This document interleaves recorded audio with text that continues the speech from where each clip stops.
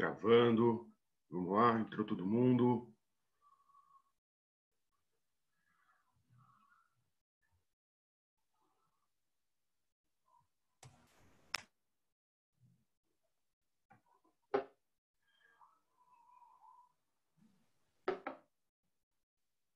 Todos aí?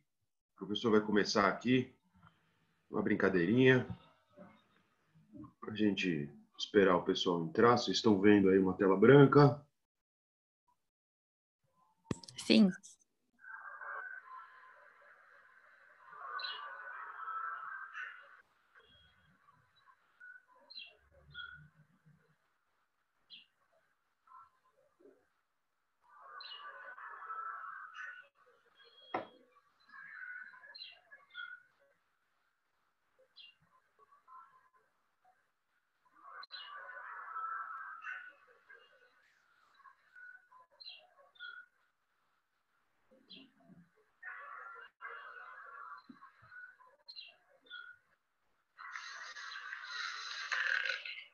Olá, eu sou o professor Bruno. Bem-vindo a mais uma aula de História do Brasil.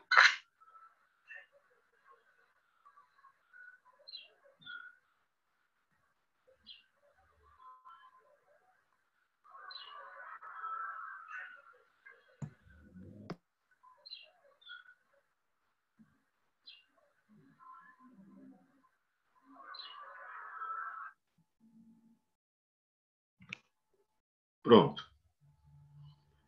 Gostaram? Só para... Tecnológico. Ó. Gostaram? Que bom que vocês gostaram. Só para chamar um pouco de atenção aí, que eu sei que está todo mundo entrando nesse momento. Eu ia mandar no grupo lá do WhatsApp, mas achei pesado demais aí, compartilhar com todo mundo. Então fica aí só para a aula. E a partir de agora a gente vai ter alguns desses, entendeu? Para a gente começar a... Oh, meu Deus. Ih, travou aqui. Aí, fixou. Vamos lá. Abriu. Aí, garoto. Então, a partir de agora, a gente vai tendo aí nossa aula História do Brasil para a gente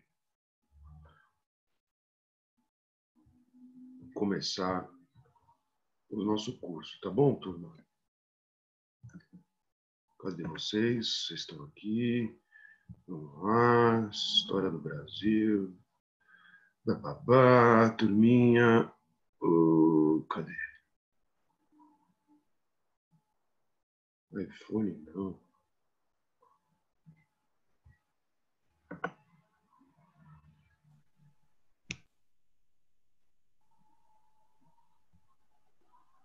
Bom, não apareceu, a gente tira. Bom, tudo bem com vocês? Eu vou tentar de novo aqui abrir o Word para ver se passa para vocês. Brasil, República, vamos lá. Tá aqui. Acharam? O Word está aí para vocês? Oi.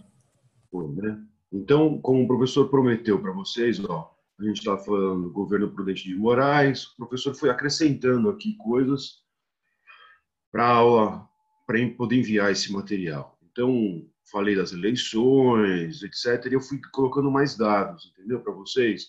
O voto não era obrigatório e tal. Então, quando vocês forem ler o material, ele está um pouquinho melhor, né, do que só aqueles itens que são colocados durante a aula.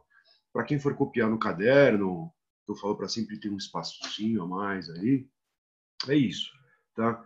A ideia de mostrar como é que foi o governo e etc. Falamos de Canudos a aula passada, eu coloquei mais coisas sobre Canudos, né? Eu coloquei uma tarefa para vocês pesquisarem aqui ao final de Canudos e links para as aulas, para quem quiser pesquisar no Senado, né? Saiu lá arquivos para quem quer ir atrás. Olha, professor, eu estou querendo falar um pouco mais de Euclides da Cunha.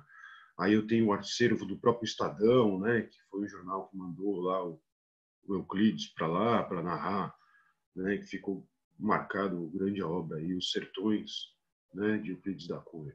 E aí links que vão ser para vocês sobre tudo isso. A morte do Moreira César, na terceira incursão contra Canudos, está aqui noticiado no jornal, o jornal colocava a culpa em Canudos, Canudos era considerado monarquista, né, como eu falei para vocês, ao mesmo tempo também páginas do governo questionam essa primeira república do Brasil, e por aí vai. Na Biblioteca Nacional, muitos arquivos sobre o próprio Euclides da Cunha e por aí vai. O governo Campos Salles, então, a gente está organizando agora a nossa tal república oligárquica, certo? Estamos em sequência aí na aula.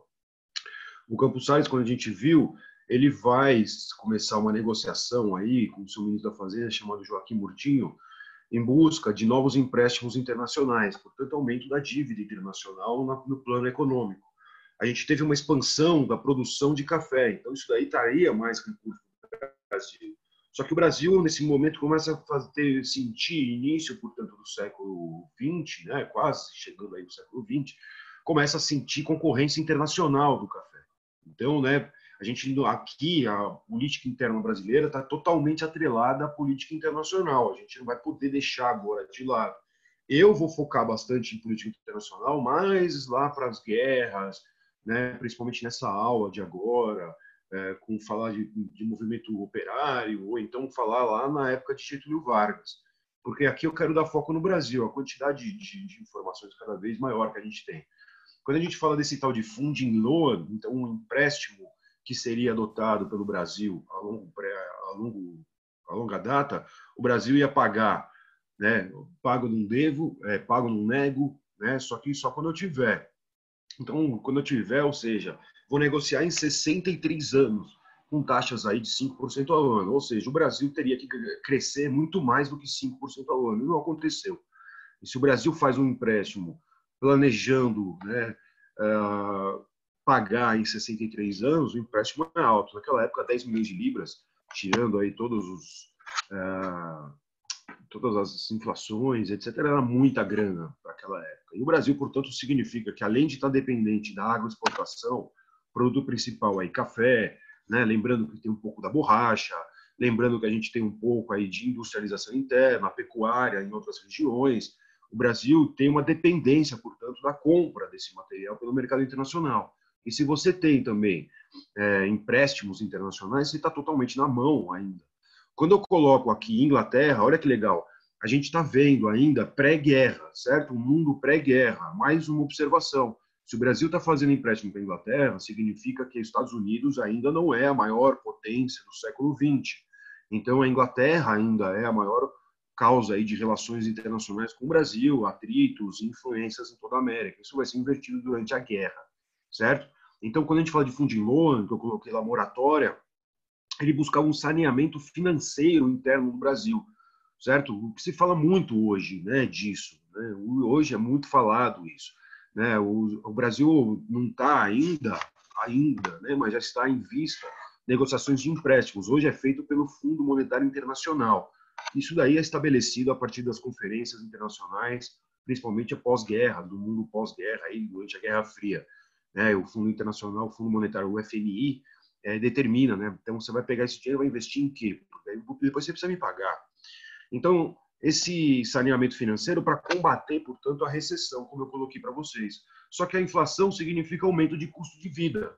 Olha só, a gente tem uma oferta de impostos de trabalho muito grande pelo fim da escravidão há pouco tempo no Brasil, certo? Desde antes da proclamação da República, a gente está falando aí do terceiro, quarto presidente da República, um predomínio ainda paulista, como a gente vai ver em toda essa república oligárquica, 9 presidentes vêm aqui do Sudeste, né? 6 de São Paulo, 3 de Minas Gerais, portanto, também é chamado de política do café com leite, né? O leite seria de Minas, o café de São Paulo. O combate à inflação seria o combate a esse custo de vida, o aumento dos preços e a desvalorização, portanto, monetária. O dinheiro está valendo menos, tem menos poder de compra.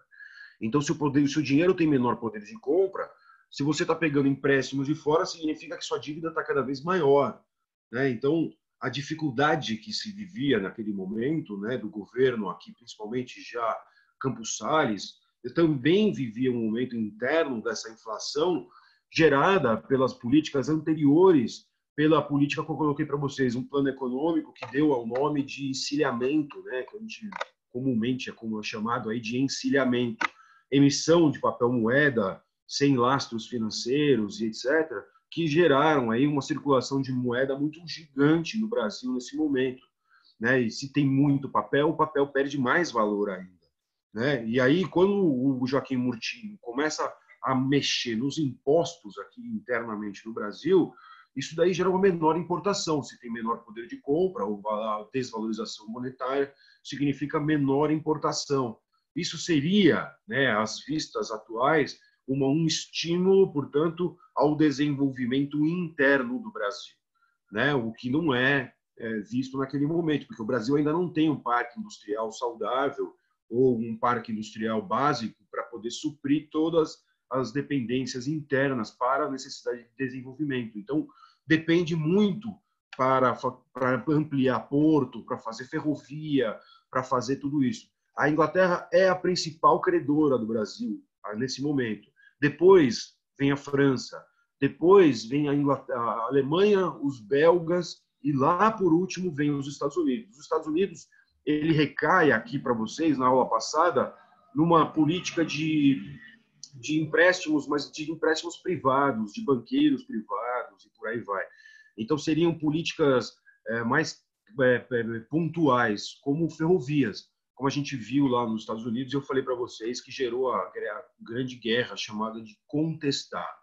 Na prática política de Campos Salles, durante esse governo, a gente já pode determinar algumas coisas para caracterizar, e eu vou começar agora a provar para vocês, essa política oligárquica, porque eu já quero começar a desmontá-la. Então, eu vou fundamentar aqui com vocês, né, questões importantes do que foi, portanto, essa política oligárquica, ou então essa república, que a gente chama de república, a primeira república de república oligárquica, a república do café com leite. Teve o início chamado República da Espada, no primeiro mandato, já o Deodoro renuncia, vem o Floriano, e logo em seguida todos eles agora ligados principalmente à oligarquia. Uma república, então, dominada pela elite, né? Uma elite econômica e uma política, portanto, voltada aos interesses desta elite.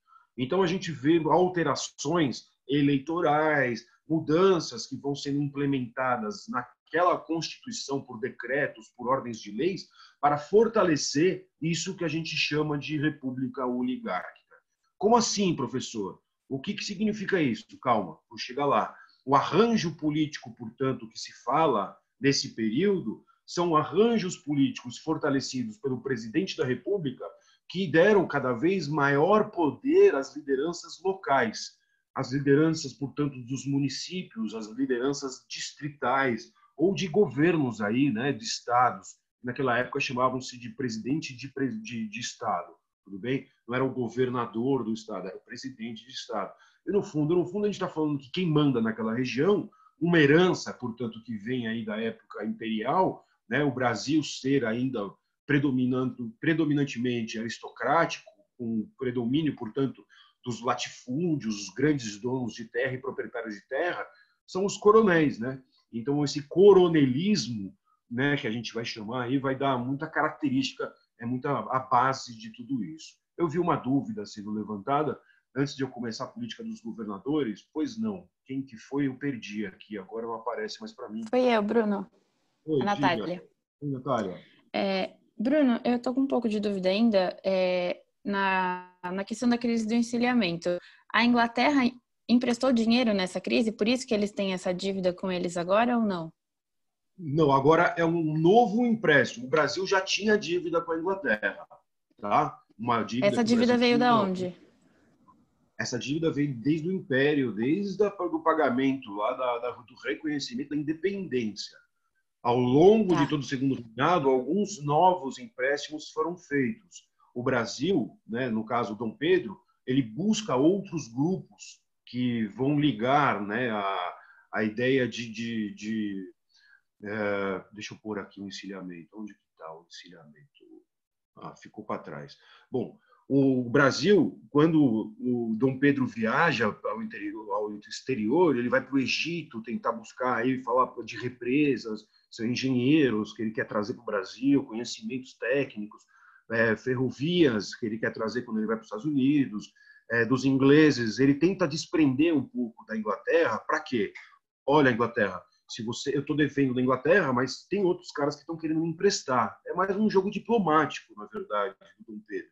Ele faz um acordo, quando a gente tem aquela questão Christie, que é o rompimento lá das relações com a Inglaterra, e movimento também da Guerra do Paraguai, aí, que o Brasil se coloca muito mais à frente de todos os países da América Latina, aqui no caso, Brasil, Argentina, Uruguai, Paraguai, né, e aí negocia-se com Chile. Nesse momento, o Dom Pedro ele tem uma ligação genética mesmo aí dos Habsburgos, da Áustria, tá? Porque ele é imperador, então ele tem um quê aí ligado à família real da Europa, né? E essa família real, pela própria esposa, pela filha, pela mãe também, dos Habsburgos, e o nome dele é gigante, tem 17 sobrenomes. Então ele tem ligações aí pela Europa inteira.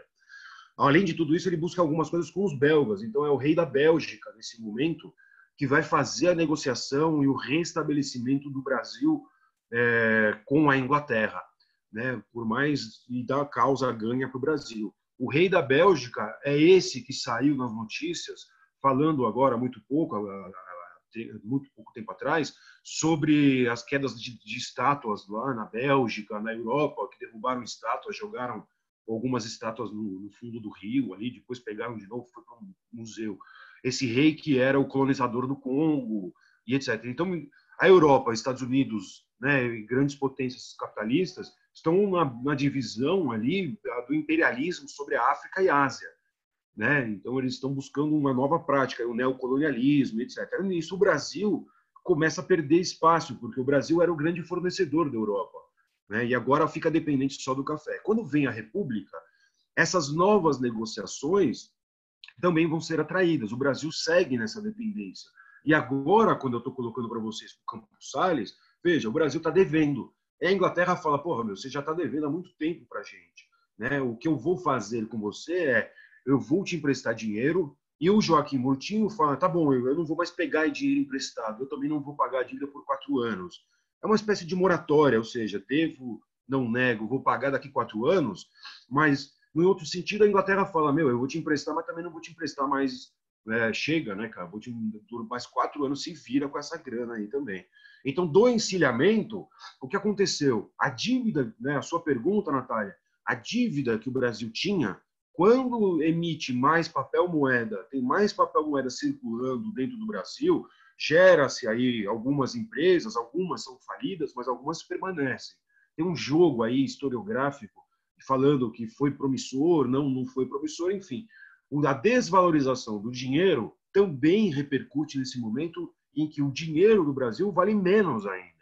Então, pegar mais empréstimo significa que esse empréstimo vale mais ainda dentro do Brasil. Desvalorização.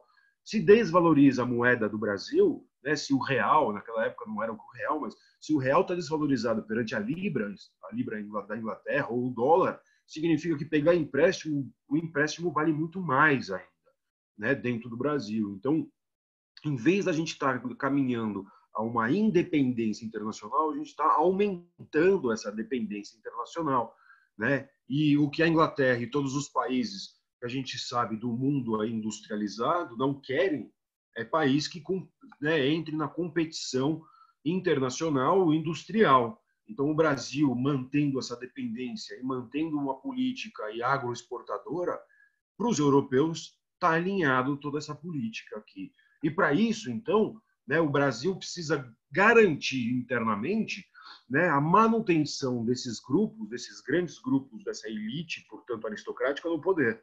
E essas alianças que estão sendo estabelecidas, elas vão abrindo espaços, mas esses espaços são pequenos ainda. Poucos grupos aí, que a gente pode falar de uma burguesia industrial, de comerciantes, profissionais liberais, eles são pequenos grupos que têm representante no legislativo. E na política local, quem realmente manda, que tem o poder e o controle do voto, da violência, continua sendo ainda o coronel.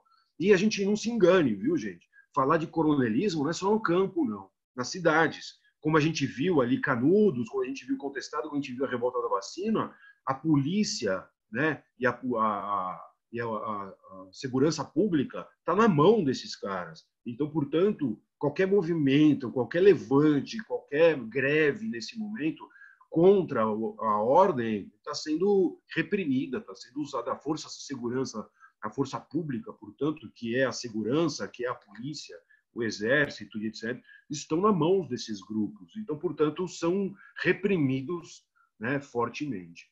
Tudo bem, Natália?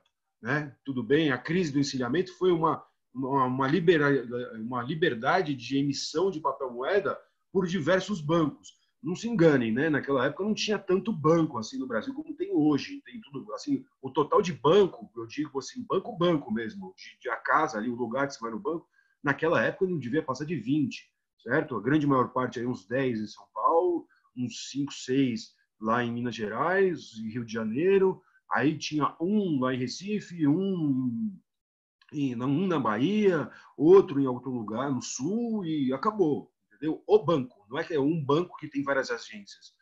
Agência, tudo isso vocês imaginam que chama banco, banco ali, só existe aquele, certo? Só que foi liberado, né, para emitir papel moeda, criar lá empresas.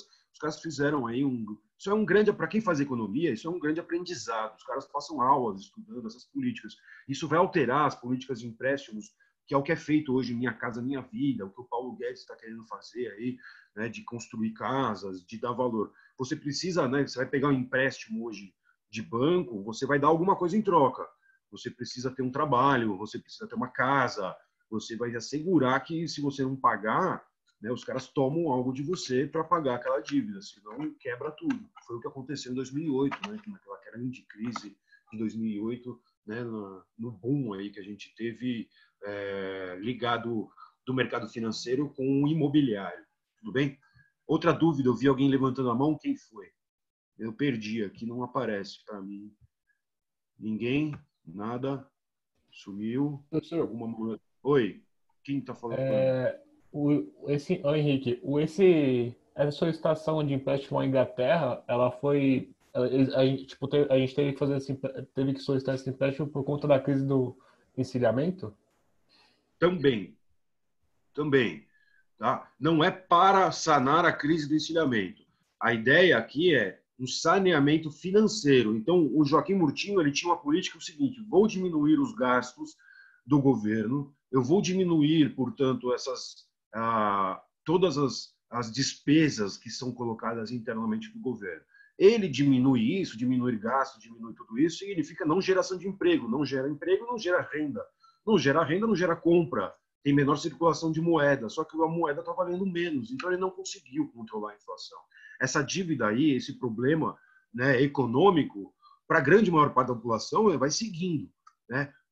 Quando a gente vê uma grande parte da população não conseguindo entrar nesse mercado que a gente fala, né, significa que existe um mercado paralelo, também chamado mercado negro, um mercado com todas as perversidades do nome aí, preconceitos que se carrega. A ideia do empréstimo, ele não vai negociar falando da dívida do encilhamento, mas eles vivem o momento da dívida. Né? Já é negociado no governo anterior, agora o Campos Salles aceita e chama o Joaquim Murtinho para falar, olha, lida com essa grana, reduz os gastos do governo, faça cortes aí internos. E o Joaquim Murtinho tem essa ideia. Ele não pega o empréstimos por causa do encilhamento, ele pega o empréstimos para né, o porquê é porque o Brasil precisa fazer um saneamento financeiro. Investir em algumas coisas que eles consideravam de base naquele momento era ferrovia. Ferrovia está atrelada ao quê? A exportação de gêneros agrícolas. Portanto, continua a dependência da agroexportação. Ligar o campo ao porto. Preciso desenvolver melhor o porto. O porto para que é? Para exportar esses gêneros agrícolas. Então, você percebe que a base não é uma industrialização. O mundo está entrando no século XX. Né? Segunda fase da Revolução Industrial já passou. O imperialismo já está de vento em popa, a gente está em pré-Primeira Guerra Mundial. Né? Então, a gente está vendo que o Brasil está fazendo investimentos, mas ainda reforçando esse caráter oligárquico aqui do governo. Eu vi aqui mais chat, vamos lá. Essa eu não esperava, muito bom. Opa, vamos lá, professor, mas qual o motivo da solicitação de empréstimo? Foi isso, né, Henrique? É que para mim não estava com o chat aberto aqui, desculpa. por conta da crise, a crise vai assumir tudo isso. Bia, prof, quando o senhor vai mandar os slides? Pretendo mandar os slides nesta aula próxima, Bia, tá? As anotações, elas estão ficando grandes, é isso que está acontecendo, tá bom, Bia? Você vai ver aqui que a gente não está nem na metade ainda desses slides aqui, tá? Na verdade, é o nosso Word. Eu simplesmente parei de ficar escrevendo junto com vocês. Eu já preparei um pouquinho antes e vou passar aqui para o PowerPoint para vocês. O PowerPoint está aberto e etc. Mas a ideia é que vocês escrevam isso agora. Então, vamos lá. Política dos governadores também. O que foi essa chamada política dos governadores? A articulação para garantir nas eleições legislativas a vitória de candidatos alinhados ao Poder Executivo Federal. O que significa isso, turminha? Olha só, o professor ele vem aqui um dia antes, à noite, ele pega as coisas que eu escrevo para você, né? Eu fico aqui, ó, uma articulação nas eleições. Então, em vez de escrever só isso, escreve no seu caderno lá, articulações nas eleições, ou seja, eleições para deputados, para vereadores, etc. Por quê? O poder, então, do executivo, o que eu colocaria no caderno, né? Quem está anotando lá? O poder executivo eu colocaria assim, articulações entre o poder executivo federal, juntamente com os poderes estaduais e locais, municipais, portanto, locais. Eu escreveria só isso. Só que isso, para mandar para vocês, fica muito tosco. Então, eu coloquei a frase completa. Articulações nas eleições. O governo federal vai fazer o quê? Ele vai ajudar candidatos, né, que estejam alinhados a ele, para não ter uma crise. Eu quero fazer tal medida, não consigo porque não é aprovado dentro do Congresso. Eu quero fazer tal coisa. Não, então eu vou já resolver, me antecipar. Eu vou fazer alterações nas eleições, né, dando força a esse coronelismo. Como? Criando uma chamada Comissão de Verificação de Poderes. O que é esta Comissão de Verificação de Poderes? Então, anota no caderno. Comissão de Verificação de Poderes. O que é isso? Né? Segundo a Constituição, já de 1891, a validação das eleições era pela Câmara dos Deputados. Ou seja, né, vai ter eleição, as eleições eram feitas por voto no papel. Os votos no papel eram escritos. As pessoas iam ali na urna e falavam já para o mesário em quem ele ia votar, escrevia no papel, ele é aberto, o voto não é secreto, você não vai numa cabine votar naquele momento, e, portanto, o mesário vê ali já quem você votou, e, ao mesmo tempo, o mesário ele é nomeado por um coronel.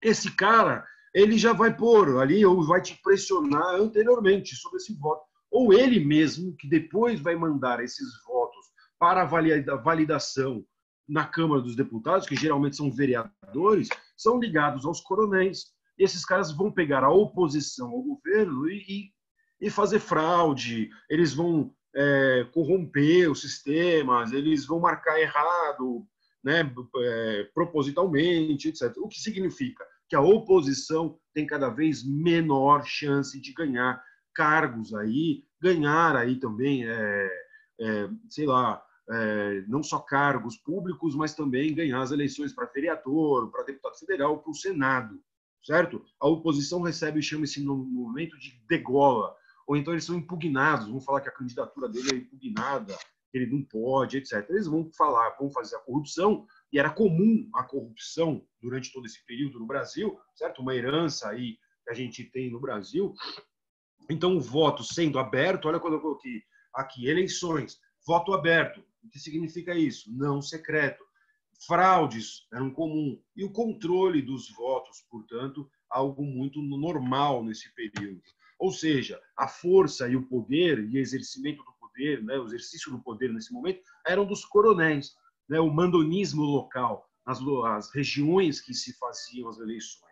Certo? Isso a gente também vê o nome de clientelismo. Então, eu anotaria no caderno só o clientelismo. O que é o clientelismo? Para o coronel ganhar cada vez mais eleições, tem lugares que ele precisa de eleitores, né? Esses eleitores precisam ser, segundo a Constituição, maior de 21 anos, homens, né, alfabetizados. Quem que dá a carta para o cara falar se ele pode votar ou não? A Câmara. E aí, quem que manda na Câmara? O coronel. E o coronel vai fazendo o seu rebanho ali de votos, né? O chamado curral eleitoral. Ele dá dinheiro em troca, ó, vai lá votar, eu te dou uma grana. Vai lá votar, eu te dou depois um cargo. Se o cara é ligado aí, um fazendeiro, eu te dou depois um cargo quando eu ganhar essas eleições. Eu vou te dar aí para a população mais pobre, ou seja, quanto mais pobre tiver, né, melhor ainda, porque assim fica fácil, eu distribuo comida, né? Então os caras ficam dependentes das eleições. Então é compra de votos mesmo, né? Os caras procuram aí, porque nessa estrutura que existe, quem ganha os cargos de deputados, de deputados estaduais, federais, vereadores, esses caras, né, que vão exercer o poder legislativo e também prefeitos e governadores, nomeiam cargos públicos. Esses caras que ganham as eleições, portanto, impedem a oposição de ganhar, são eles que vão verificar se as eleições são válidas ou não. Nesse momento, então, portanto, a gente vê que a distribuição e a aplicação de recursos vai se dar a partir do momento de que o grupo que estiver no poder local não faça oposição ao governo estadual, e o governo estadual fez uma amarração com o governo federal. A isso a gente chama de política dos governadores, né? Ou seja, os pactos que são estabelecidos ali, dos poderes locais e estaduais, garantem uma hegemonia durante esse período da oligarquia no poder. Uma violência, portanto, constante, ou seja, essa república oligárquica é caracterizada por uma violência constante. A disputa entre vários coronéis ela é normal nesse período, então a violência, né, de repente surge um coronel aqui, surge um coronel lá, eles estão disputando o eleitorado, sobra para quem? Para a população. E a população às vezes tem que se posicionar, falar, poxa, de qual coronel você se protege? E o cara não está nem aí. Ele falou, meu, eu não sigo a linha, os coronéis não têm nenhuma política de que vai atrair, você é de esquerda, você é de direita, você é progressista, você é democrata, você é X, Y, Z. Nesse momento você fala, meu, eu tô com um coronel tal porque esse cara me protege, né? Eles acabam mesmo se posicionando pela sobrevivência, para não morrer ali na hora, né? Vai falando conforme a necessidade do momento. Então essas disputas por terras, depende de ser no interior aí por animais até, né? Ou seja, gado. A gente vai falar recursos minerais, os caras acham uma mina ali que existe, recursos vegetais para fazer, por exemplo, ferrovias, os caras precisam derrubar as árvores ali, né? Tudo isso são jogos políticos que fizeram parte e foi constante nesse período. E o povo, a grande maioria é analfabeto, a gente tem uma grande maioria excluída do processo eleitoral, portanto, e quem consegue fazer parte do processo eleitoral ainda vive uma violência a mais, além dessa normal do qual eles viviam, que é do voto aberto. Então, a eleição nesse momento aqui do Brasil, só para vocês saberem, portanto, mais ou menos a população do Brasil era de 14, 15 milhões de pessoas. Votavam no Brasil 800 mil só. Hoje no Brasil a gente tem 70%, quase 80% da população votante. Para vocês terem uma ideia, naquela época a população votante não passava de 5%, que podia votar. E quem iria votar dessa população, dos 800 mil, ia coisa de 300, 400 mil pessoas iam votar, porque nem quem podia votar, votava. Acreditava naquilo lá. Os caras colocavam qualquer nome ali, eles colocavam o nome do vizinho, do coronel local ali, colocavam nomes até de monarquistas, apareciam nas eleições, e por aí vai. Enfim, Campos Salles, portanto, vive esse momento, né, que vai, portanto, assegurar daí em diante o que a gente chama de república oligárquica. Então, até 1930, com a Revolução de 30, com a chegada de Getúlio Vargas no poder, isso daí vai ser recorrente, certo? Algumas alterações vão acontecendo nos próximos governos. Então, olha para mim agora aqui, certo? Dá uma olhadinha agora para o professor aqui. O professor vai até pausar aqui com vocês. Dá uma olhadinha. O professor, ele vai colocar agora para vocês, né, questões, movimentos, né, que vocês precisam ter agora, a partir de agora, né, por questões importantes ali para vocês buscarem informações cada vez maiores. Ou seja, cadê? Ou seja, nossa. Não aparece aqui. Não vai aparecer. Bom, tentei compartilhar o negócio, não aparece para vocês aqui, não sei porquê.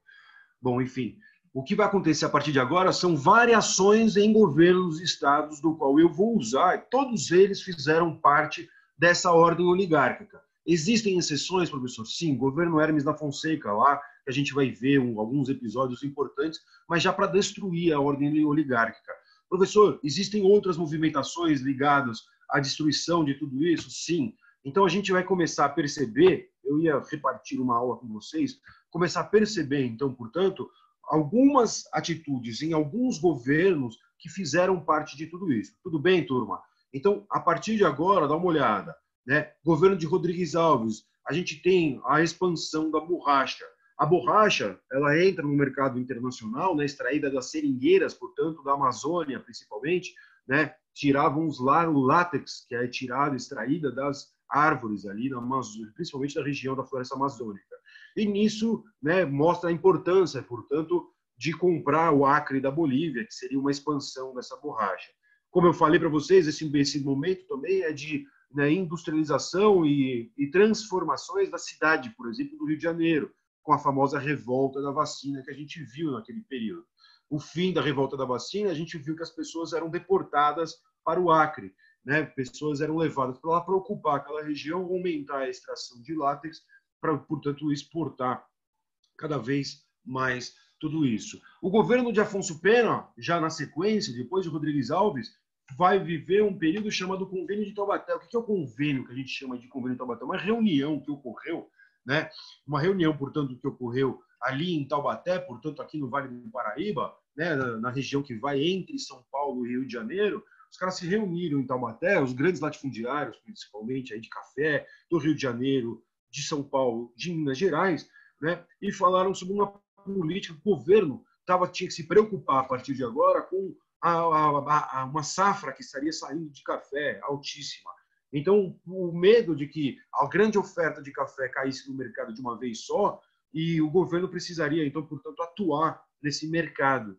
Poxa, vejam, o Estado tem que regular o que as pessoas falam. O liberalismo, então, se a gente fala que é uma república liberal, o que tem de liberal nisso? Né? A liberalidade significa a livre concorrência, cada vez maior oferta, menor o preço, portanto, o consumidor se beneficia disso. Aqui no caso do Brasil, como o Estado está controlado pelos produtores de café, desvalorizar o café significa diminuir os lucros dos cafeicultores.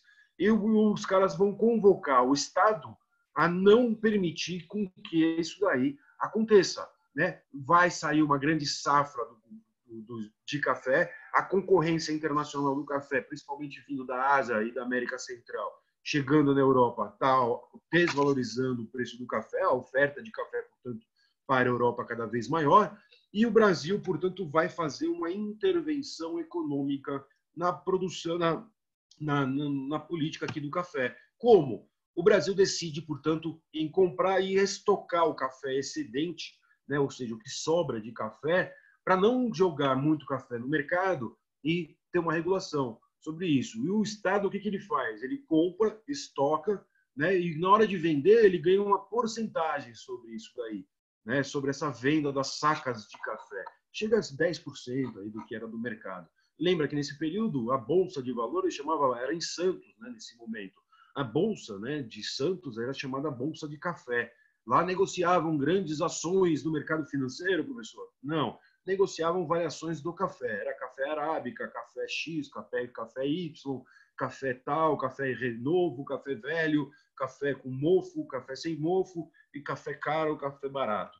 O que se negociava, portanto, lá, né, o que se negocia nesse período, portanto, o que a gente chama, vocês vão encontrar. Essa é uma palavrinha aqui que às vezes vocês vão perceber que é colocada como crítica. O que é a socialização das perdas?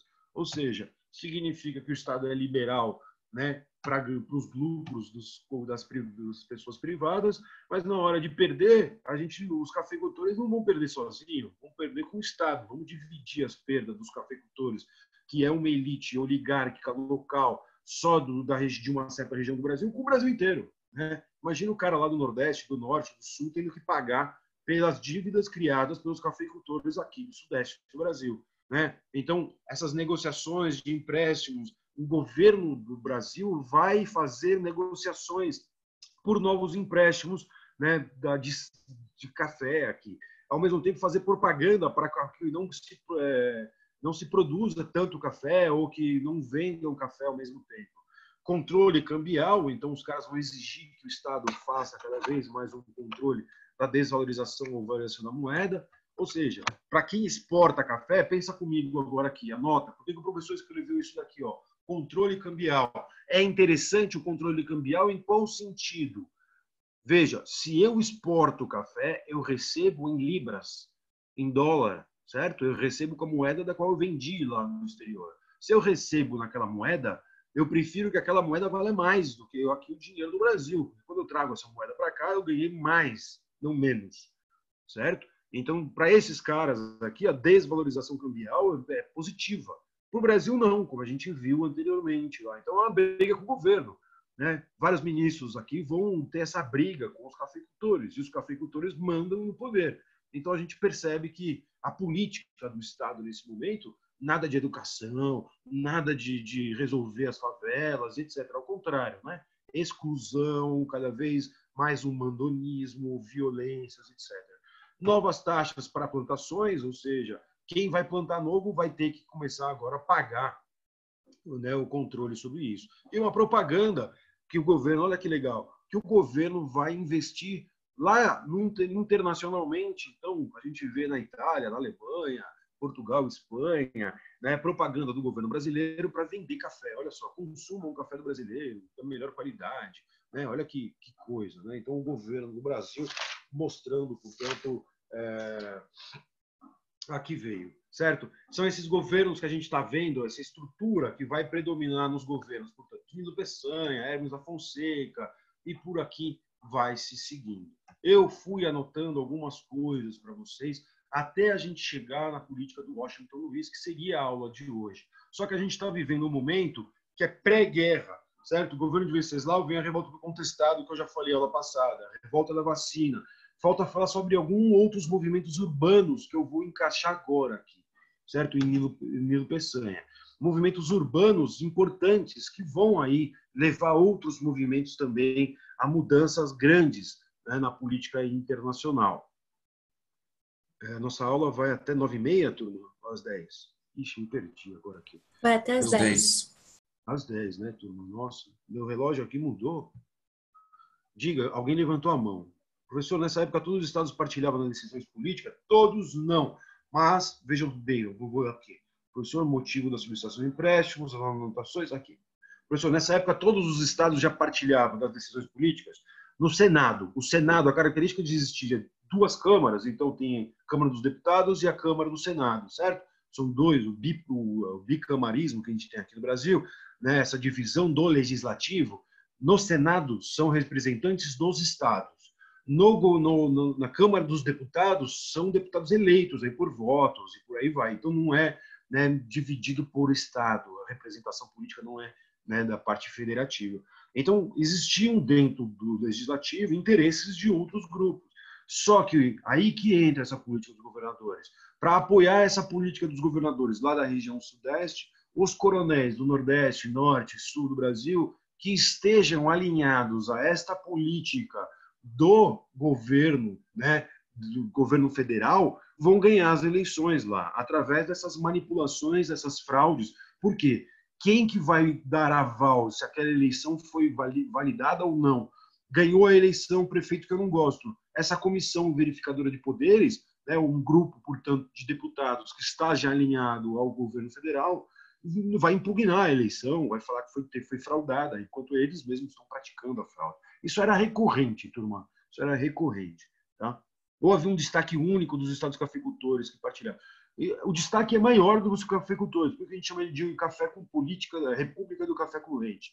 Certo? Predomina disso. A política aqui de valorização do café, o que a gente chama de convênio de Taubaté, né, de convênio não tem nada, essa política de café. Veja, a pressão grande que existe, Natália, que, ou seja, os principais presidentes da República, 9, vêm de São Paulo e Minas Gerais, certo? A grande prática econômica está atrelado ao café. A grande parte dos empréstimos internacionais e grande centralização financeira está na região sudeste. Então, os políticos da região sudeste e essa política da região sudeste predomina. Né? Quando eles conseguem fazer com que o Estado aceite essa política do convênio de Taubaté, significa que, meu Deus, o domínio mesmo, já que é uma república elitista e oligárquica em todo o Brasil, desse Brasil inteiro, aqui a região sudeste predomina mais ainda, certo? Todos esses caras saem daqui da região sudeste. Então, era uma política que prejudicava a economia do país, porque desvalorizava a própria moeda, enquanto que beneficiava a elite cafeicultora. Acho que você sacou, então, tudo, Henrique, certo? O que significa beneficiar a economia do país? Segundo os próprios cafeicultores, a economia do país é o café deles, certo? Quando dá lucro o café, vai para o bolso do cafeicultor. Quando dá prejuízo o café, todo mundo vamos dividir, aí o Brasil inteiro vai dividir. Isso é comum em todos os liberais aí que você conhece, Henrique. Vide, crise de 2008, quebra tudo, quebrou o Banco Lehman, Ford, Fiat, X, Y, Delta. O que o Estado fez? Foi lá e meteu dinheiro nos bancos. E para o povo? Zero. Se dá um Bolsa Família para o povo, aí vem todo, não pode, assistencialismo, né? Não pode, aí não pode dar o peixe, tem que ensinar a pescar, vem todos esses papos furados. E o banco? O banqueiro, o cafeicultor, todos esses caras. Pode dar o peixe ou precisa ensinar a pescar? Como é que é? Aí essa política é a mesma. A crise de 29, que está chegando próximo das nossas aulas, a mesma coisa, Henrique, né? Ou seja, a ideia que existe nessa política, e o que é beneficiar o país ou não beneficiar o país? O país são eles, né? Entendeu, Henrique? Então, as forças que eu vou começar a colocar com vocês a partir de agora são importantes para a gente começar a estudar algumas alterações posteriores, então. Tudo bem? Eu vou colocar para vocês a partir de agora, né, que existe no Brasil outras forças políticas, outros jogos políticos. Então, vamos lá, começar a anotar agora uma pancada de coisas. Como eu falei para vocês, as aulas de agora vão começar a ficar cada vez mais interessantes, porque ficam mais próximas da nossa realidade. O professor vai mudar aqui, ó. Eu vou tirar isso daqui que está me atrapalhando, que sou eu aqui. Apareceu aqui o Cláudio. Tudo bem. Então, página em branco, o professor pega uma página em branco aqui, ó. Vamos lá. Então, vamos ver o que significa, então, essa república oligárquica. O Henrique perguntou, certo? Eu vou fazer aqui em itens como vocês estão pedindo a partir de agora, certo? A aula começa aí. Então, desde a transição do século, portanto, portanto, 19 para o 20, o mundo está passando, principalmente, por uma transformação da Revolução Industrial. E o Brasil, professor? O Brasil é dependente do café. O café da região sudeste, São Paulo, Rio de Janeiro, Minas Gerais. Predomínio, portanto, econômico do café. A gente tem o que também? Um pouco de borracha, certo? A borracha, portanto, que vem principalmente da, vamos por aí, floresta amazônica. Tudo bem? Olha só, ambos aqui, esses dois aqui, se eu conseguisse inserir, eu colocaria... Cadê? Formas. Eu colocaria ambos aqui, né, do jeito que o professor coloca, assim, ó, ambos aqui seriam, portanto, destinados, certo? Ó, exportação. Olha só. Professor, existiam outros gêneros, né, outras coisas, sim. A gente tem a pecuária, certo? Principalmente da região sudeste, bastante no nordeste, algumas regiões de não seca. A gente tem o mate da região do Paraná, que é importante para o comércio interno daquela região, os caras consomem muito mate. A gente ainda tem algodão, a gente ainda tem açúcar, certo? A cana, portanto, continua, que fazem parte principalmente da Bahia, Pernambuco e na Paraíba, os principais. Então, esses aqui seriam mais para o mercado interno, consumo interno. Lembra aí que o açúcar ainda continua numa exportação, certo? Então, seria aqui consumo interno.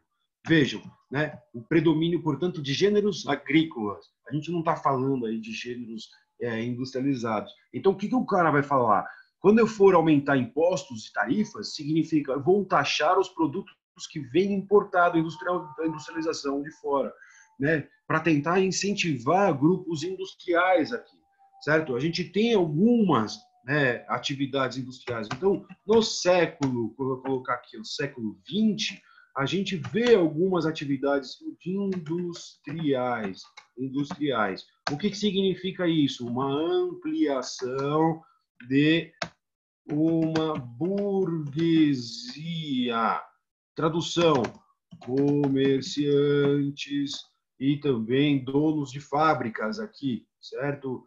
Ou seja, por donos de fábricas aqui mesmo. Fábricas. Tudo bem assim, turma, se eu for indo nessa aula de agora? Que agora eu não estou vendo mais ninguém. Eu estou olhando eu para o meu PowerPoint e mais ninguém. Vocês nem aparecem mais para mim. Vixe, o que eu fiz? Tá tudo bem, tudo bem. Estou indo embora. Qualquer coisa vocês me chamam. Não tem nem chat aqui, tá? Me chama mesmo que eu pauso aqui para vocês. Então, a gente fala que isso vai ser a característica. Então, ou seja, o poder legislativo, assim, ó, poder legislativo, né, tem representantes de todos esses grupos. Possui representantes de todos esses grupos. Percebam, quando você me fez a pergunta aí, Henrique, poxa, então quer dizer que eles estão fazendo a favor do Brasil, contra o Brasil? Bom, os caras são exportadores, né? Ou seja, quando eu coloco aqui representantes de todos esses grupos, quem falta? Né? Isso que é legal. Exceto, né, o que está faltando aqui? Falta, olha só, falta uma representação dos trabalhadores, né? Ué, e aí, os interesses do povo, né? Ou seja, dentre todos esses grupos que participam do poder legislativo aqui, certo? A gente percebe, então, o predomínio de todos esses grupos. E dentre esses daqui, predomínio dos interesses dos cafeicultores, ou seja, da região aqui, que a gente chama, né, de Sudeste, ou seja, São Paulo, Minas Gerais, Rio de Janeiro, dá o que a gente chama aí de política república do café com leite. Vejam, né? Investimentos ingleses, franceses, etc., né? Internacionais, como eu falei, né? Dependência, portanto, econômica aqui, dependência econômica, ou seja, dívidas internacionais, certo? O professor vai descer um pouco a tela para ficar mais fácil.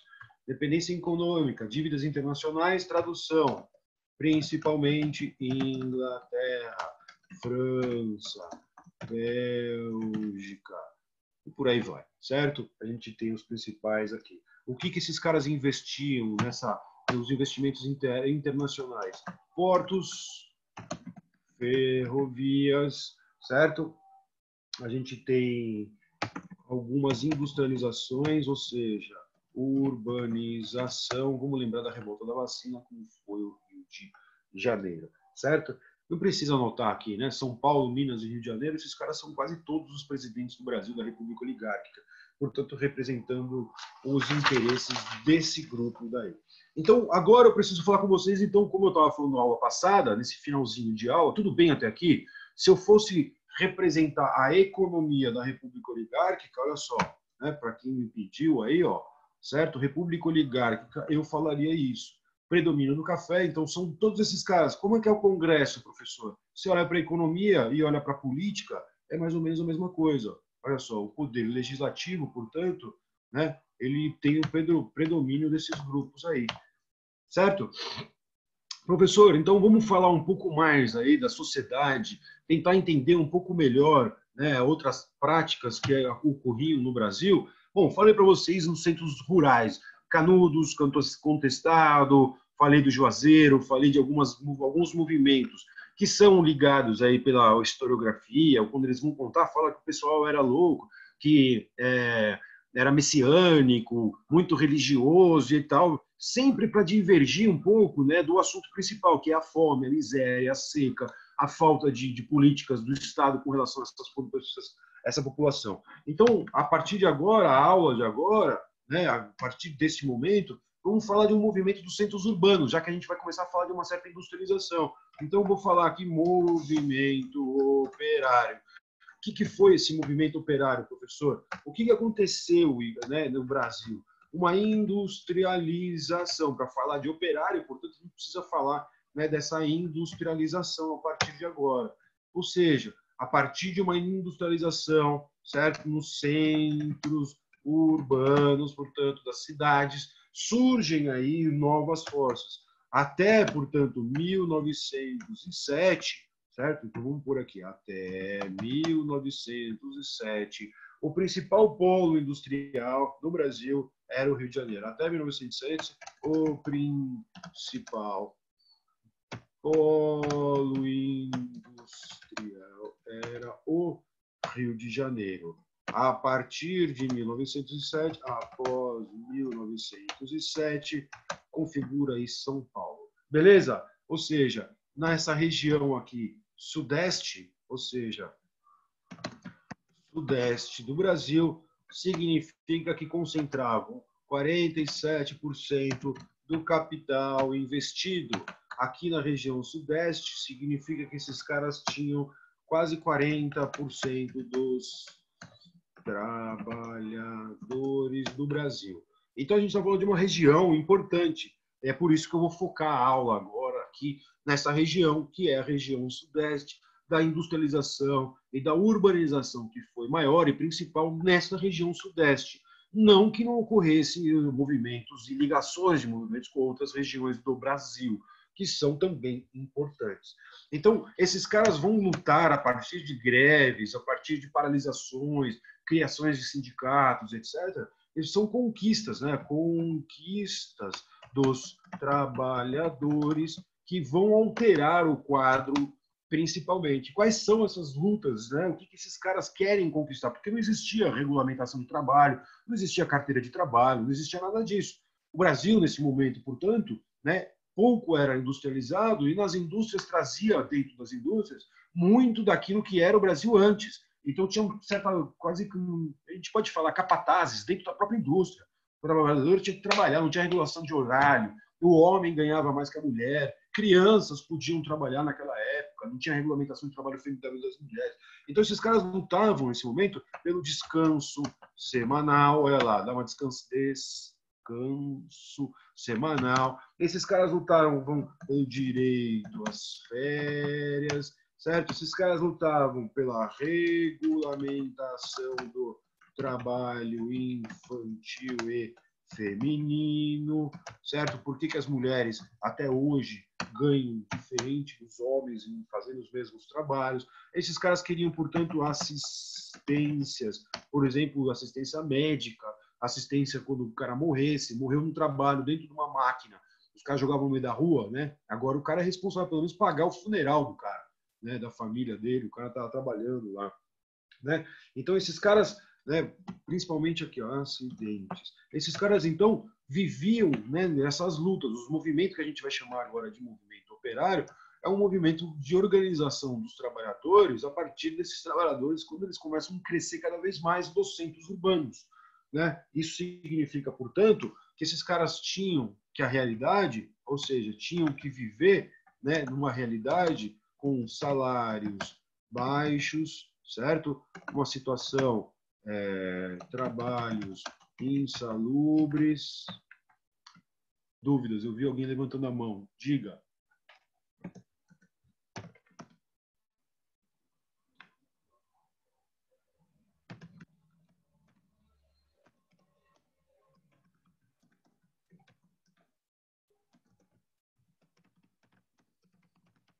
Não tinha dúvida? Alguém levantou a mão? Apareceu alguma coisa piscando aqui.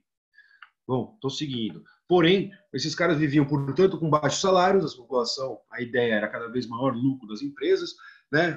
A ideia é cada vez maior ganhar, vou só ir afastar aqui um pouco, ganhar cada vez mais lucro, né, do empresário, cada vez mais viviam, portanto, em regiões aí que era comum o assédio das mulheres, portanto, também, e a violência.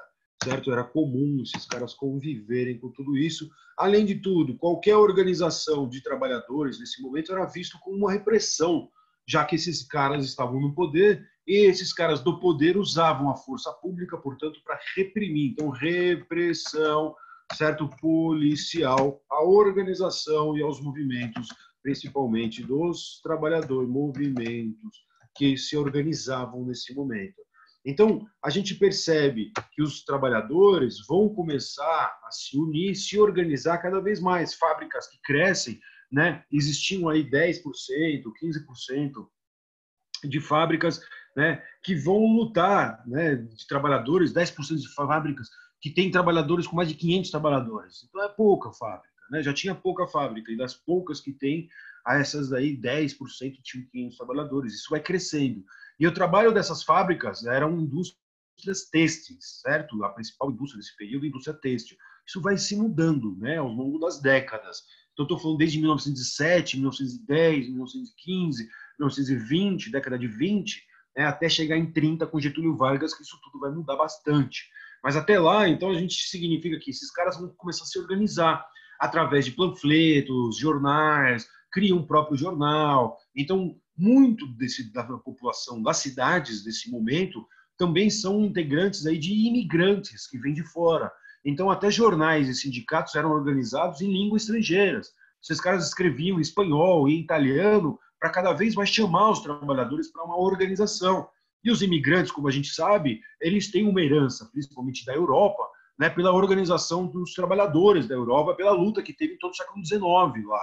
Aqui já estamos no século XX, sem nenhuma regulamentação de trabalho, muito menos ligação aí desse Estado, né, do Brasil, para esses caras. O Brasil mais, né, pouco era ligado aí a uma industrialização. Então, a gente tem uma formação de sindicatos e outros organismos, né? Ou seja, uniam inicialmente a origem dos sindicatos, eles se uniam, né, pelas qualificações. Então, o sindicato dos sapateiros, sindicato de quase que um artesão, né, aqui no Brasil, de pessoas que não sabiam fazer. Então, de sapateiros, de alfaiates, então pessoas que tinham uma certa qualificação para trabalhar, certo? Então esses caras se organizavam em certos sindicatos, uniam inicialmente pela qualificação. E como essa qualificação ninguém sabia fazer roupa, ninguém sabia, não tinha uma indústria ainda pesada para isso, né? Então esses caras conseguiam muito poder aqui no Brasil, conseguiam essas questões, cobravam os preços, né, melhores, salários melhores. Por quê? Porque eram poucos que tinham, e esses poucos que tinham ganhavam, né, muito poder. Mas com a urbanização, o crescimento de pessoas que trabalham nas fábricas, com o maior número de fábricas, com a industrialização, principalmente após 1917, a gente percebe, né, uma nova, assim, uma maior organização sindical, se a gente for falar, né, independente da especialização, tá certo? Certo? E os sindicatos passam a ser o meio de lutas e representação pelos direitos, certo? Então a gente percebe que esses caras vão se organizando. Por que 1917? 1917 a gente tem umas greves no Brasil inteiro, Rio de Janeiro, São Paulo, Minas Gerais, Belo Horizonte, que foram aí importantes, né, marcos para todas essas transformações aqui no Brasil. Existem leis aí para mostrar para vocês, quando eu coloco aqui repressão policial, a gente percebe que, os caras estão se organizando. O que o governo vai fazer? Vamos negociar com eles. A população, então, está reclamando de baixo salário, né? Mulher, homem, criança ganha menos. Então, os caras estão atrás cada vez mais de crianças, porque paga menos salário, e pagando menos salário significa maior lucro. Em vez do Estado se preocupar com isso, em gerar escola para as crianças, né? Lugar de criança é na escola, não é no trabalho, né? Quem defende isso é uma aberração da natureza, certo? Isso daí, né? Hoje em dia é impossível, isso é quase criminoso falar uma coisa dessa, né? Criança tem que trabalhar, certo? Criança tem que ser assistida pelo Estado e tem que estar na escola. certo? Ah, mas o pai não tem dinheiro, então o Estado tem que dar garantias para o pai e trabalhar para que a criança vá para a escola. Essa é a questão principal. Não existe blá, blá, blá, nheco-nheco, igual o governo federal aí falou, é uma das merdas que ele já falou por aí também. Então a gente tem leis daquela época, por exemplo, em 1907, vou até colocar aqui, eu não ia colocar, tem uma lei chamada Adolfo Gordo, certo? Olha o nome do desgrama, certo? Que falavam que esses caras se organizavam, portanto, em 1907, né? Esses caras que se organizavam, se juntavam aqui, isso daí é tudo interesse internacional, como dá os papos de sempre, né? Como a gente sabe, os comunistas que querem tomar o Brasil, é papo internacional, é coisa que vem lá da Europa, manda embora, e pegava e mandava embora a população inteira, expulsava mesmo da cidade. Como a gente sabe, os caras jogavam lá no meio da Amazônia, jogavam em qualquer lugar, matava e por aí vai, né? Então, qualquer organização, esses caras, como que você vai qualificar esses movimentos? Você joga ali dentro de um livro em espanhol, um livro em italiano, fala, tá vendo, esses caras aqui não são brasileiros, eles estão lutando aqui no Brasil, fazendo a cabeça das pessoas. Lembrem que esses movimentos estão aumentando no mundo inteiro, né? Em 1917, como a gente sabe, a influência maior aí é a Revolução Russa, que tem início lá, né, com a tomada de poder pelos bolcheviques, principalmente lá, pondo fim ao czarismo, né, depois de grande movimento revolucionário do Brasil. Então, né, essa lei Adolfo Gordo aqui, ou seja, expulsão de estrangeiros, certo? Aqui é principalmente 1913, outra lei. O que os caras vão fazer? Uma lei para representar os trabalhadores, as mulheres, as crianças? Não, os caras fazem lei para reprimir. Eles não vão fazer lei para ajudar o trabalhador, que nada. Eu quero que se foda, eu quero, né, aumentar maiores repressões. Então, vocês percebem que o Estado, né, ele não olha, né, o olhar do Estado sempre é em direção ao patrão, em direção, né, ao lucro, é dominado, portanto, quanto a tudo isso. Então, nos centros urbanos, certo? Nos centros urbanos, a gente percebe uma grande quantidade, né, maior quantidade de imigrantes, certo? Aí que passavam, portanto, dentro dos centros urbanos, a também através de panfletos e jornais. Então, portanto, esses caras vão perceber a partir de agora, né, que pelo Estado e pela luta aí dominada nesse Estado não vai dar certo. Então surgem grupos anarquistas, certo? Grupos comunistas, grupos socialistas, que vão criar sindicatos chamado anarcossindicalismo. Ou seja, não vai ser por meio de leis aí ou por meio do Estado que a gente vai conseguir conquistar tudo isso. Vai ser na veia, vai ter que ir lá dar uma pausa nesses caras, fazer greve, né? Quando faz greve, paralisa a fábrica, é o único jeito que o dono da fábrica percebe alguma coisa e vai começar a lutar para negociar com a gente e vai querer ouvir a gente. Por quê? Porque ele não vai ganhar, porque a fábrica dele parou, a fábrica dele não funciona. Se a fábrica dele não funciona, ele não ganha. Se ele não ganha, então, portanto, todo mundo braços fechados. Também nas cidades vão se unir alguns grupos com blocos rurais. Então, não acho que esses caras estavam alienados, né? Como o bloco operário, né, e camponês. Então, são vários grupos que vão surgindo aqui no Brasil nesse momento, né? Então, esses caras vão começar a ver, né, que a luta vai ter que ser feita a partir desses novos grupos, a partir de lá. Então, o anarcossindicalismo, né, ele foi, né, uma corrente que predominou dentre as diversas correntes dos congressos dos sindicatos que se faziam de trabalhadores. Como eu falei, os primeiros sindicatos se organizavam pela especialização de trabalhadores. Mais para frente tem uma alteração aí nesses sindicatos. Então, os anarquistas e socialistas, eles predominavam, essas ideias predominavam dentro dos congressos, não que não tivessem outras ideias. Esses caras falavam, então, portanto, que tinha que ter uma ação direta dos trabalhadores pela mudança, né? Então, seria ou através do anarquismo, ou através, então, portanto, de uma luta de classes, né? O que se estava em voga muito naquela época, a ideia de luta de classes, portanto, interesses socialistas. Essas ações diretas, portanto, colocadas por esses caras, né, falavam, poxa, já que por lei e pela representação política, né, no legislativo, não adianta. Se a gente colocar um representante do trabalho, vai ser um dentro do Congresso, no meio do mar daquele povo todo. Então não vai ter alteração nunca lá dentro, por ali. Então a gente precisa realmente fazer uma mudança através da nossa luta, né? Uma luta contra a opressão e contra essa exploração de trabalho das mulheres, das crianças e de todo mundo, no fundo. Então vamos fazer greve. A greve e os panfletos e os jornais eram os principais instrumentos de luta desse povo todo aí. A grande, uma das maiores, como eu falei para vocês, uma das, né, não é a única, existiam vários panfletos, comícios, etc. Né? Uma das greves foi ocorrida aqui em junho até julho de 1917, chamada Greve Geral de 1917.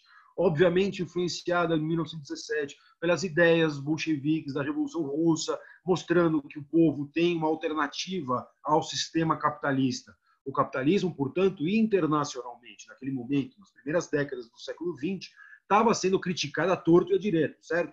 Para todo lado. E existiu, então, portanto, a partir de agora, uma possibilidade, uma nova forma de governo, de Estado, que foi colocado na Rússia, pondo fim ao czarismo, né, em que o povo estaria supostamente representado ali pela revolução liderada pelo Lenin e pelo Trotsky, certo? No governo novo imposto pelos bolcheviques dentro da Duma lá, com toda a revolução colocada em 1917, né? E a partir de então essas greves e etc, a famosa greve geral aqui no Brasil, lutavam aí contra os baixos salários e pelas longas jornadas de trabalho, porque o que o cara falava, meu salário está baixo, o que o patrão falava? Trabalhe mais, em vez de você trabalhar 8, você trabalha 10, em vez de trabalhar 10, trabalha 16 horas por dia. E os caras trabalhavam, crianças trabalhavam, mulheres trabalhavam. Lembra que mulher ganha metade do homem e a criança ganha metade da mulher, certo? Essa era a regra de trabalho ali. Então, numa indústria têxtil aqui de São Paulo, chamada Cresp, né, Cultifício Cresp, uma indústria que faz aí, tecidos de São Paulo, lá na Zona Leste, os operários começaram, uma indústria gigante, certo? Para o período, tinha mais de 500 operários, começam a se organizar e fazer uma paralisação. A paralisação começa a se estender, o Brasil aí inteiro começa a ouvir notícias dessa greve. Só em São Paulo, dizem aí, a 70 mil pessoas, né, os dados melhores falam de 50 mil. Mas a gente vê também ocorrendo no Rio de Janeiro, né, uma greve que vai se estender até setembro. A gente vê em Porto Alegre uma greve que ocorre né, também por lá. Só que em julho, aqui em São Paulo, morre um operário, né, um sindicalista aqui, José Jimenez Martins. E esse sindicalista que morreu aqui em julho vai incentivar cada vez mais, né, a população a lutar mais. Pô, peraí, a polícia está metendo porrada aí todo mundo. Fazer greve naquela época era caso de polícia, como falava o próprio presidente da República. Era porrada mesmo, era tiro, bala. Não é igual hoje, que a polícia, para dar tiro, precisa pedir autorização do governador.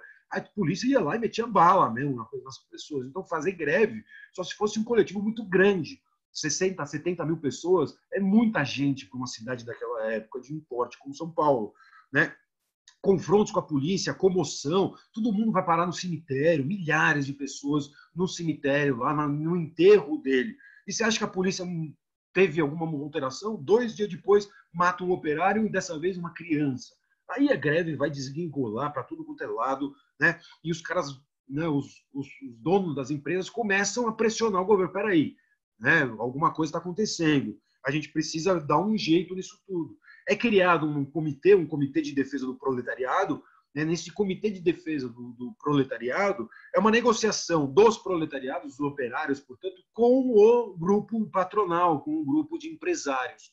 Obviamente, a maior parte dos empresários são contrários a negociações com os trabalhadores, eles são donos da fábrica, eles que dão trabalho, eles que isso, eles que aquilo, eles que aquilo.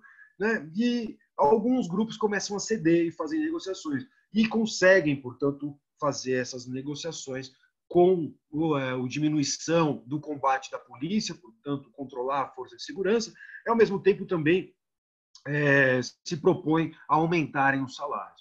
O fim dessas negociações longas aí que ocorreram, portanto, né, pelo Comitê de Defesa do Proletariado, vão causar e levar a um documento assinado. E esse documento assinado entre empresários e trabalhadores, dando, portanto, aos trabalhadores o direito a se reunir. Olha só, né? Os patrões dão agora o aval, né, de que os trabalhadores podem se reunir, direito à reunião, e vão dar um aumento de salário de 20%. Olha só como estava defasado o salário. Então, os caras aceitam de 20%, certo? E vão libertar muitos presos políticos daquele período, portanto, que tinham sido entrado em confronto com a polícia.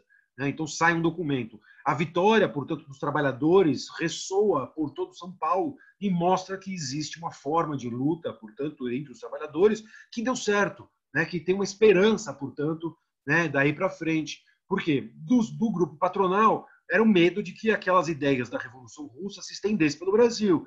Do grupo dos trabalhadores, uma moderação, portanto, entre mais organizações e melhor, né, um surgimento de novas organizações trabalhistas. Então, os trabalhadores começam, a partir de 1917, isso porque a gente fala sempre dessa famosa greve geral de 1917, porque a partir daí, dessas conquistas que começam a surgir, começam a também dar mais esperança a grupos de trabalhadores a se organizarem também, né?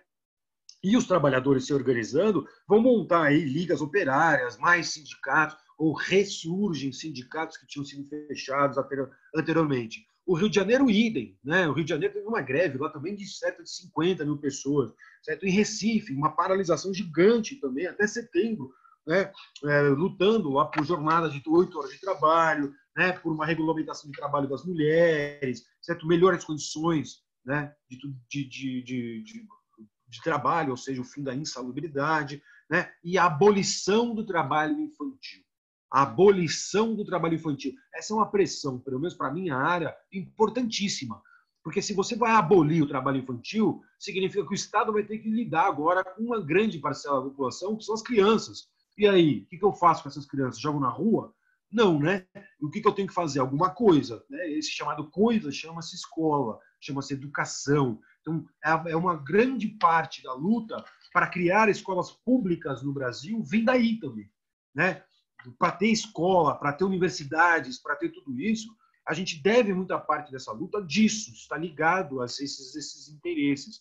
1919, novas greves em São Paulo, Rio de Janeiro, Porto Alegre, Salvador, Recife, vão explodindo. Né? Novas negociações. 1920, o Estado percebe que ele precisa atuar. E aí a década de 20 é uma década um pouco diferente, que são governos aí que a própria República Oligárquica se abala com movimentos tenentistas, Semana de 22, cartas falsas, fake news, uma briga entre as próprias oligarquias que começam a arranhar o sistema republicano oligárquico que vai culminar na Revolução de 1930 com a ascensão de Getúlio Vargas, certo? Principalmente, já também na década de 20, com 1922, a criação do Partido Comunista Brasileiro, aqui, o PCB.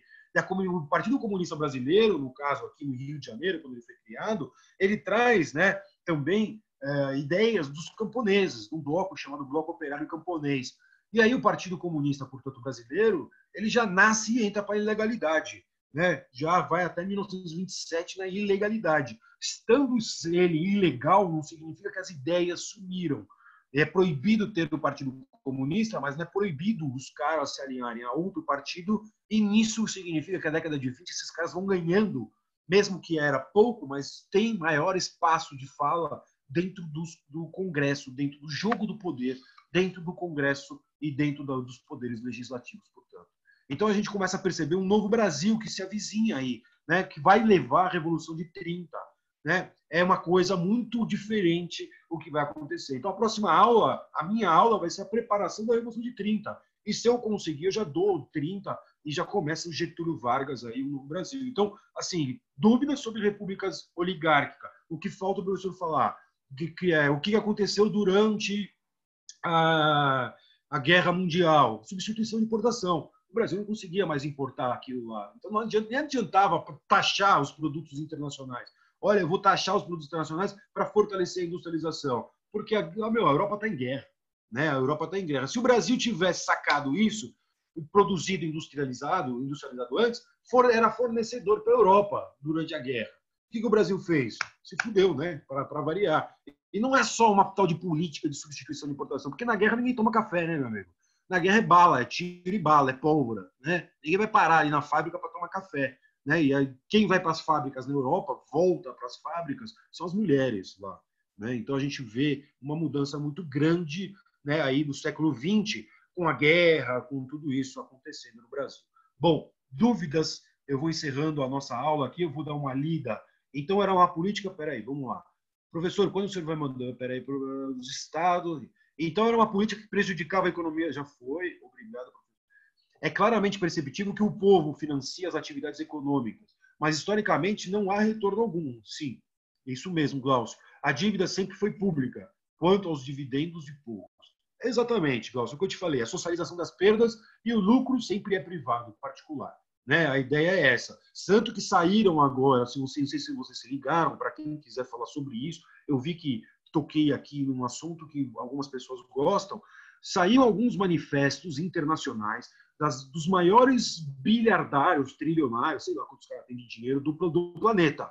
Certo? A gente sabe aí que é menos de 1% de uma população, sei lá, os 20, 30 bilhardários do planeta aí, dos Estados Unidos, da Europa, e inclusive os mais ricos do Brasil, se juntaram e escreveram um manifesto aí, os maiores empresários e etc. Então, falando, o Estado deve sim taxar a gente está afim sim de pagar mais imposto, as nossas empresas querem sim pagar imposto. Eu não sei o porquê que os políticos falam nosso nome lá dentro do Congresso, que a gente sabe sim que essa concentração de fortunas não é benéfica para o país. Eu não sei se esses caras também estão pensando em distribuir riqueza ou se eles estão só querendo dar uma de bonzinho nesse momento aí de fazer manifestos em prol da sociedade, certo? Porém, leiam o manifesto, ele é lindo, maravilhoso. Quando você lê, você fala, nossa, os caras são legais. Se eles fossem legais, eles não tinham acumulado tudo que eles tinham até hoje, certo? Então, assim, não me engana que eu gosto, já é demais também.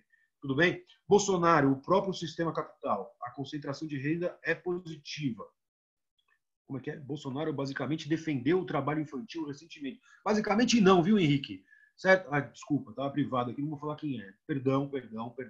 Basicamente não, tá? Bolsonaro basicamente defendeu o trabalho infantil recentemente. Basicamente, né? Não. Ele defendeu, ele falou claramente que criança pode trabalhar. Né? E tem uma parcela da população que defende isso mesmo. Criança tem que ir para a escola, certo? Criança deve ir para a escola. E o Estado deve pôr a criança na escola. Ah, mas o pai não tem dinheiro. O Estado vai dar dinheiro para o pai, para a criança ir para a escola. É isso, acabou. Não tem conversa. Não tem papo furado. Mas não tem mais. Criança na escola. Acabou.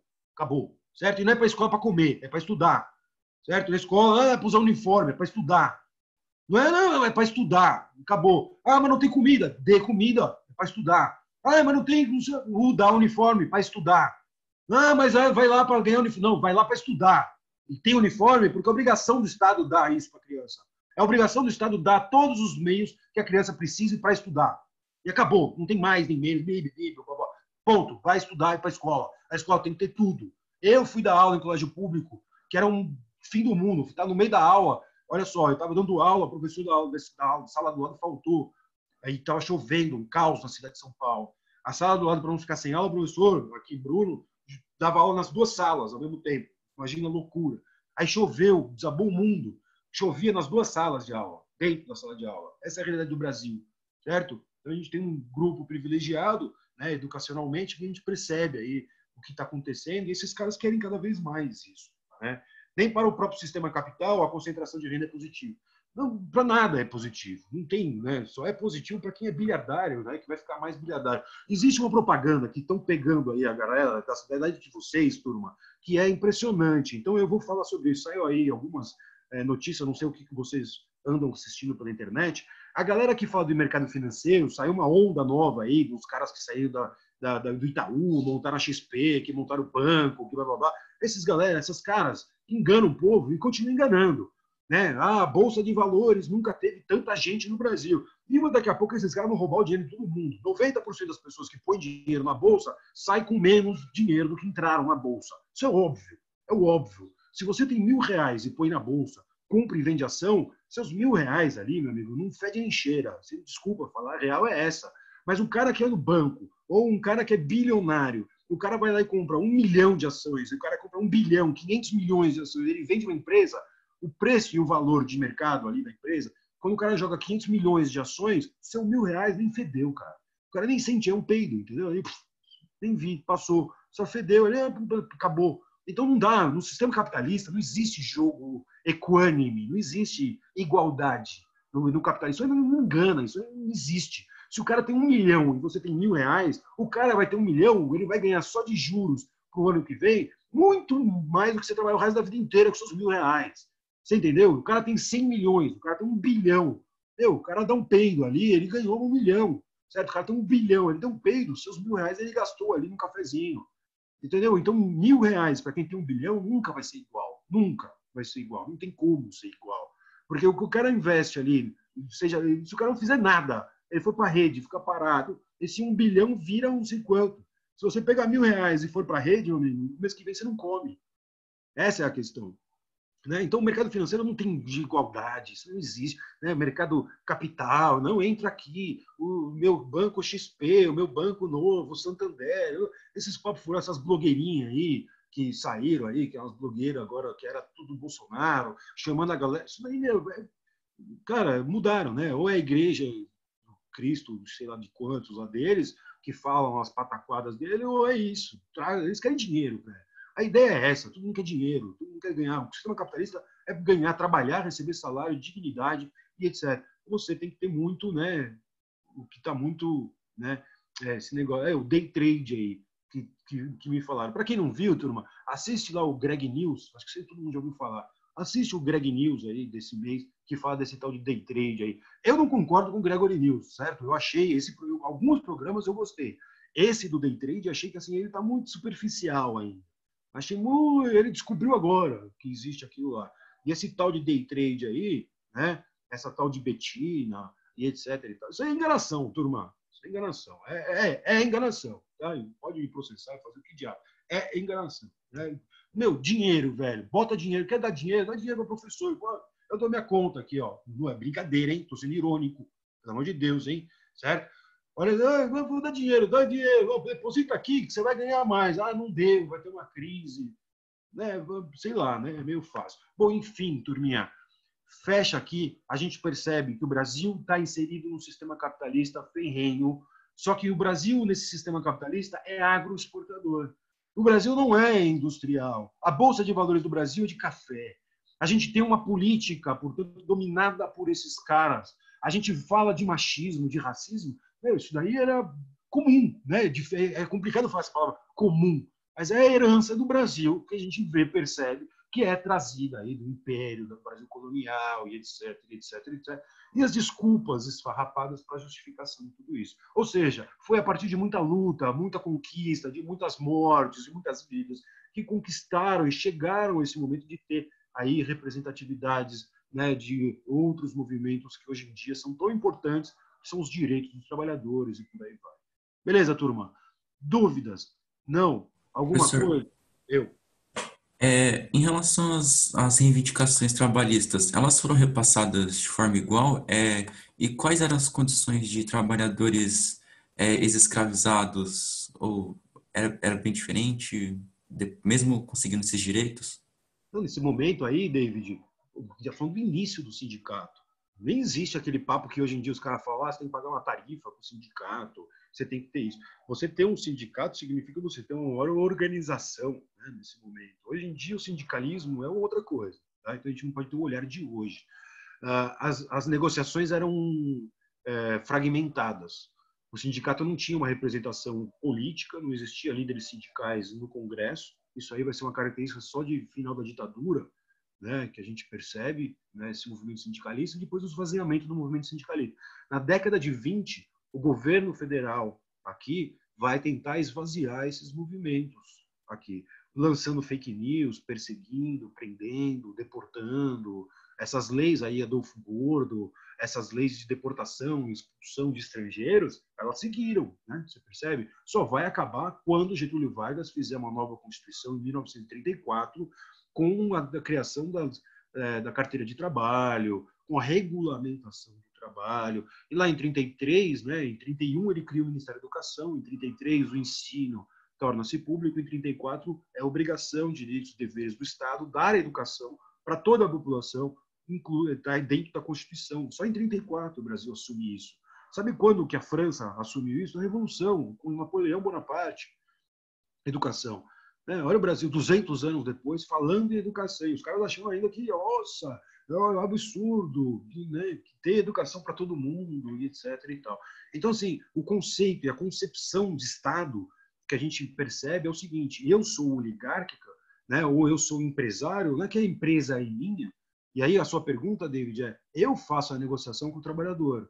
Só que os trabalhadores estão unidos entre eles. Se você não der o que todos os trabalhadores estão pedindo, a sua empresa vai fechar, os trabalhadores vão cruzar os braços e os outros trabalhadores vão apoiar. Então, essa união entre os trabalhadores levou a uma força aí de pressão à maior parte dos empresários. Alguns não aceitaram, né? Nem todos aceitaram. As negociações eram paralelos, né? Trazer para o coletivo é a força dos sindicatos. Isso vai ser esvaziado, né? E o Getúlio Vargas vai usar muito isso, né? O Getúlio Vargas vai usar muito, muito, muito bem isso. Essa é a questão. Então, quando a gente está falando aqui, David, para 10 e 10 já, para falar desses movimentos, né? Ele varia, tá? Não é uma coisa retilínea, assim, o sindicalismo sempre foi a mesma coisa. O sindicalismo também tem um peleguismo na época do Getúlio, o grupo que está mais ligado ao governo do que está ligado aí aos próprios trabalhadores. Percebe-se que é uma movimentação de jogo político, então entrar no sindicato significa também dar um degrau e um passo a mais aí na carreira política, e por aí vai. Tá? Mas a gente está percebendo como é o começo, a construção de um Brasil que, né, nem lei trabalhista tem ainda, e como a formação e a organização dos trabalhadores levou ao Estado ter que ter uma nova visão, que isso vai ocorrer, vai demorar ainda, isso vai ocorrer com o Getúlio Vargas. Tudo bem, David?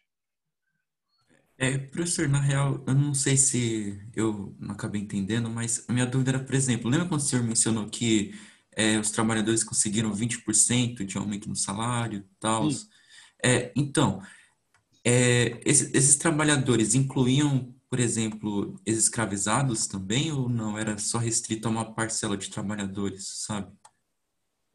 Trabalhadores dessa fábrica aí, chamada Pontifício Têxtil de São Paulo. Tá? A negociação não se deu por igual, como eu falei. Nem todos os empresários, quando participaram lá do Comitê de Defesa do Proletariado, é um grupo de proletariados que elegeram a seus representantes. Então, representante têxtil, representante dos sapateiros, representante de operários de X, de Minas, representante dos camponeses, foram lá e falaram dos seus interesses. E os empresários, eles não têm um comitê dos empresários. Os empresários foram sentando e negociando. Eles ouviram, os empresários se juntaram, cada um com o seu interesse, não existe um comitê dos empresários. Né? O comitê dos empresários chama-se Estado, né? Chama-se Congresso Federal, né? Certo? Então, permitir sentar na mesa com esses caras, né? Permitir a palavra, né? Permitir falar com eles. Esses caras vão ceder.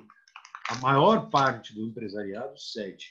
Isso São Paulo, tá? Local, isso é pontual. Tá? Não existe uma lei federal, não existem leis aí, não existe, como eu falei, não existe organização trabalhista, não existe carteira de trabalho, não existe nada disso. Então não tem, David, entendeu? É pontual. A minha empresa vai dar. Os maiores empresários, portanto, o cara que tem uma fábrica, tem 1.000 trabalhadores, porra, pro cara uma greve quebra tudo, certo? E a gente está vivendo aí momentos de pré-guerra mundial. Então o Brasil está precisando de tudo isso. Você percebe a pressão? Aumento de consumo interno, ao mesmo tempo que é o aumento de necessidade de produtos de exportação para a Europa. E o Brasil sendo pressionado pelos trabalhadores. Então é momento de ceder. Também esses caras ganharam muito por muito tempo. Então é hora deles também cederem um pouco. Para o cara ceder 20% de aumento, David, significa que o cara está explorando bem, hein? Porque hoje em dia, para negociar com o patrão, o cara te dá 1%, 3% de aumento, tá tendo greve, você imagina você negociar 20%, velho. E o cara ceder 20%. Né? Hoje em dia, para o cara ceder 2%, 3%, sai uma pancadaria. Imagina o cara ceder 20%. Significa que os caras estão, né, explorando bem. Né? Dá para... Entendeu? Quando eu falo esse número, é que dá para sacar a realidade que se vive. Henricão. E aí, professor, minha dúvida eu tenho em relação a mais uma cronologia mesmo. Então, eu posso colocar que após 1917 começou a ter maior organização sindical, mas era algo pontual, não chegaram, são apenas concessões, não chegou nada a ser oficial. Aí chegou o ponto na década de 30 que surgiram as primeiras leis trabalhistas de fato. Dá para colocar assim ou... Assim, o que ocorre é que, a partir de 17, os operários veem que nesse ganho coletivo, da pressão com a comunidade patronal, eles percebem que a organização dá força à luta. Então, vão ressurgir novos sindicatos, vão trazer novos grupos, novas ideias. E isso daí continua no Brasil inteiro. Como, por exemplo, a criação do Partido Comunista Brasileiro em 22, olha só, pouco tempo depois. E já entra na ilegalidade. Não significa que o Partido Comunista, estando na ilegalidade, significa que não pode ter membro do Partido Comunista se candidatando nas eleições. Mas que o cara que se diz que era membro do Partido Comunista, por estar ilegal, ele é perseguido, etc, etc. Mas ele pode se candidatar por outro partido e vai fazer sua luta dentro de lá. O movimento sindical, Henrique, ele tem um incentivo a partir do ganho dos trabalhadores. Pô, os trabalhadores percebem que agora é um momento, né, que essa luta dá chance.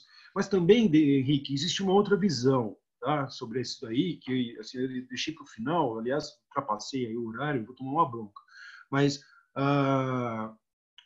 existe uma visão que é o seguinte: a exploração chegou a um nível tão grande, tão grande, tão grande, que ninguém aguentava mais, que tinha de ceder.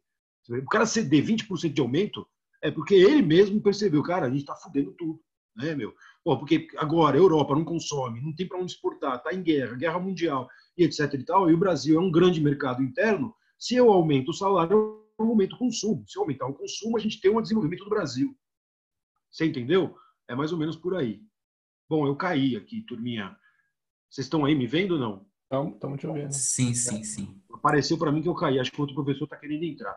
Galera, qualquer coisa vocês me chamem aí no privado ou alguma coisa assim no particular. A gente continua esse bate-papo aí. Estou à disposição. Tá bom? Façam os exercícios. Se tiver mais dúvida, manda no privado ou manda lá no grupo. Eu respondo para vocês. O professor está querendo entrar. Eu não posso atrapalhar também a outra aula. Tá bom? Abraço. Obrigado aí para todos vocês. Tchau, professor. Valeu. Um abraço. Tchau, professor. Obrigadão, hein? Bom final de semana.